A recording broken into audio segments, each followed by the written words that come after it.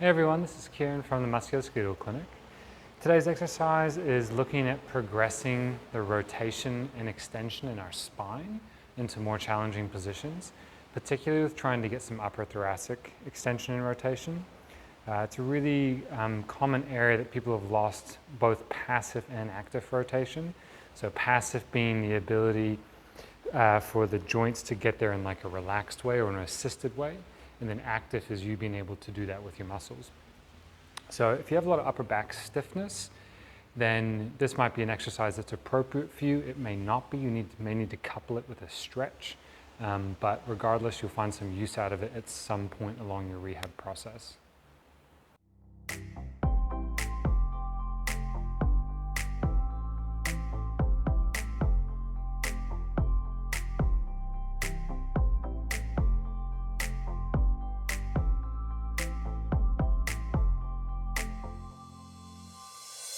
A big thing that needs to be considered when we're trying to restore range of motion is not just the local loss of range of motion.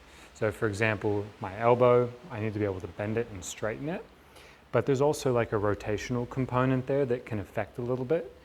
For example, if I go and straighten and I do a rotation this way or this way, those are capacities that I need. There's a coupling. That can be affected a little bit, say, by the shoulder and that's ability to rotate. So it's just trying to say that joints above and below are going to affect sometimes a local flexibility loss. And the reason I bring it up is because with the back, it's kind of hard to see. You can't see it yourself. And so we need to think about the couplings or the things that go into what an extension and a rotation, or even just an extension is of the thoracic spine. So we have to think about the vertebrae, the spinal segments. We have to think about the rib attachments. We need to think about sometimes the shoulder blade as well. And then we also need to think a little bit about the shoulder joint. And all these things go into the expression of this sort of full movement. Now, you can do things that happen in opposite directions. So I could extend and rotate my rib cage and spine while my arm goes into a protraction. There's a dissociation there, opposite movements. But the full capacity needs to be considered sometimes when you're sort of trying to regain some lost flexibility. So I would first check in that you have the passive flexibility to do this. Otherwise, the perceived block that you feel may or may not be real. And to check that, you can look through some of our thoracic rotation and extension exercises on the channel. There's at least 3 that I can think of off the top of my head. There's a spinal rotation on the ground.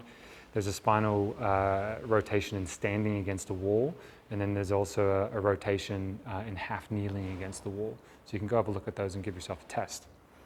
With this one though, we're looking now at the active ability of the spine to extend and rotate.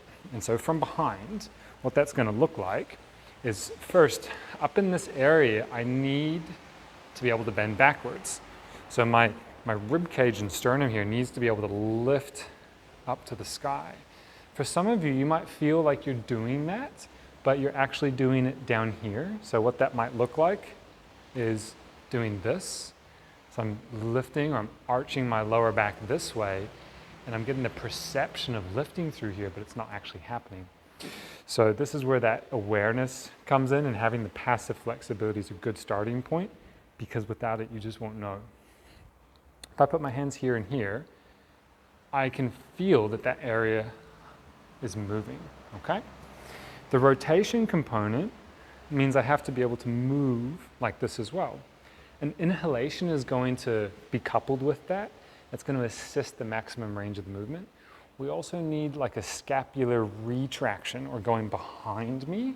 And we also need to consider that it's going to be able to depress or go down. And my humerus, my shoulder joint, is going to extend or go this way behind me. You could throw in a supination and an extension of the wrist as well. And all those things are part of that big chain of extension. My head could assist, but that's typically this way because we're looking in the opposite direction. So this is a lot to consider and a lot to think about. Sometimes you got to take the arm component out of it and then move just through the spine. If we're doing one-sided extension rotation, which is what this exercise is about, The other arm is creating a flexion, protraction, and a rib depression, or coming down into this more closed position. And that's what's going to happen in this exercise. So if I come onto my hands and knees, we need leverage points. You need to create your own anchor to be able to move from.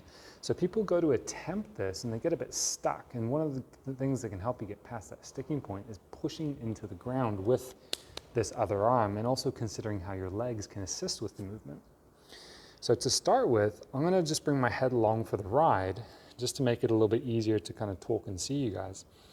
As I extend first and then go into rotation, I can get that far. I can get further if I use my arm. It helps me create a bigger lever, right? I can get even further if I push harder into the ground with my left arm, because that's going to create that opposite movement. So this is me at full range right now, and if I push, I can get even further. I need to make sure my lower back is extended, it's arched.